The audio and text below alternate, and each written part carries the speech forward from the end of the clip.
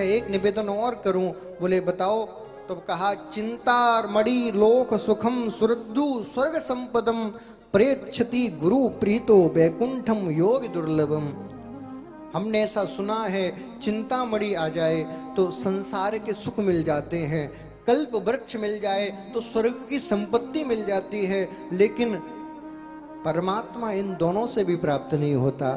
तो परमात्मा प्राप्त कब होता है? बोले प्रेक्षति गुरु प्रीतो, जब गुरु की कृपा होती है तब वो मिलता है। हम आपसे ये प्रश्न इसलिए पूछ रहे हैं क्योंकि आपके ऊपर गुरु की कृपा हुई है। इनके गुरुदेव कौन हैं? साक्षात सुखदेव जी, साक्षात व्यास जी। एक बात बताऊं आपको, आप ये मत समझना कि व्यास किसी का नाम है, नहीं, नाम नहीं है, ये पद है। और केवल एक व्यास नहीं हुए, अब तक हजारों व्यास हो चुके हैं, जिनको आप कृष्ण द्वैपायन कहते हो। इनसे पूर्व भी कई व्यास हो चुके थे।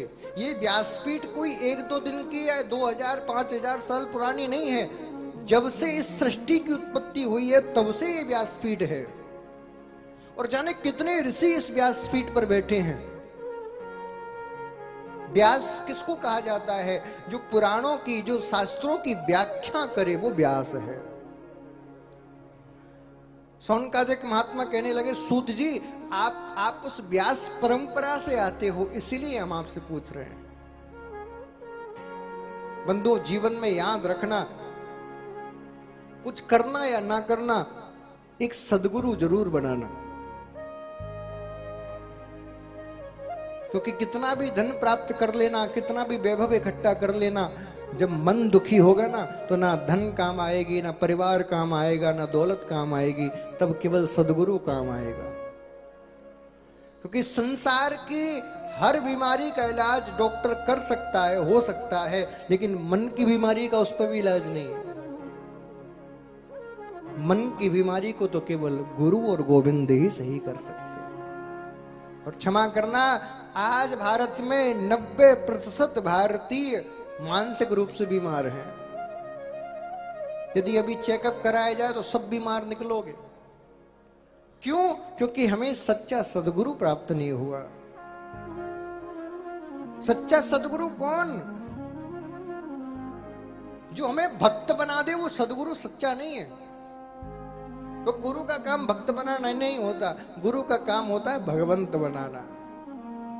तो साक्षात नारायण स्वरूप बना दे वही तो सच्चा सदगुरु है। जो हमें सिखाए जीवन जीना कैसे है।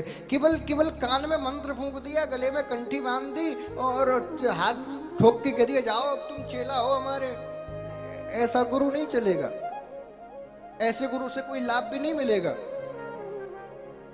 गुरु के सानिध्य में आने के बाद हमारी जीवन की पद्धति बदल जाए, दिनचर्या बदल जाए, तिलक लगाना ना पड़े। लोग हमारे आचरणों को देख के कहते हैं पक्का गुरु का चेला है। आचरणों को देख के कहते, कंठी हम पहने या ना पहने, हमारे चरित्र से गुरु भक्ति झलकने लग जाए तो समझ जाना पक्का गुरु मिल गया, पक्के हम चेले हो गए। लेकिन आजकल आचरण में तो नहीं दिखता, बस तिलक लगा लिया, हाथ में माला झोली ले ली, ट्रेन में जा रहे हैं तो भी माला झोली, वो तो कैमरा लगाओ तो मुझे लगता है बाथरूम में भी ले जाते होंगे।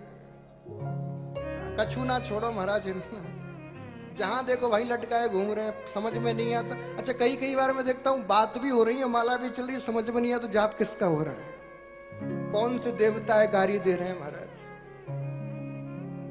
ये भजन कोई चलते फिरते करने का काम नहीं है। चलता फिरता तो वो मन में होता है।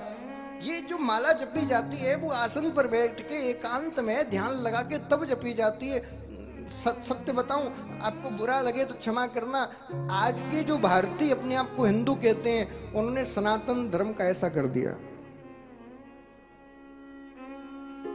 भगवान को, भक्ति को, ज्ञान को, भजन को, सबको उन्होंने दूषित कर दिया, पद्धतियों को बिगाड़ दिया। लेकिन अब सुधार की आवश्यकता है। हम इस पर विचार नहीं करते किसने क्या किया, जिसने जो किया वो उसके संग गया, क्योंकि उसी की चर्चा करते रहेंगे तो सुधार कब लाएंगे। हमें तो ये चर्चा करनी है कि जो बिगड़ गया उसको सुधारे कैसे।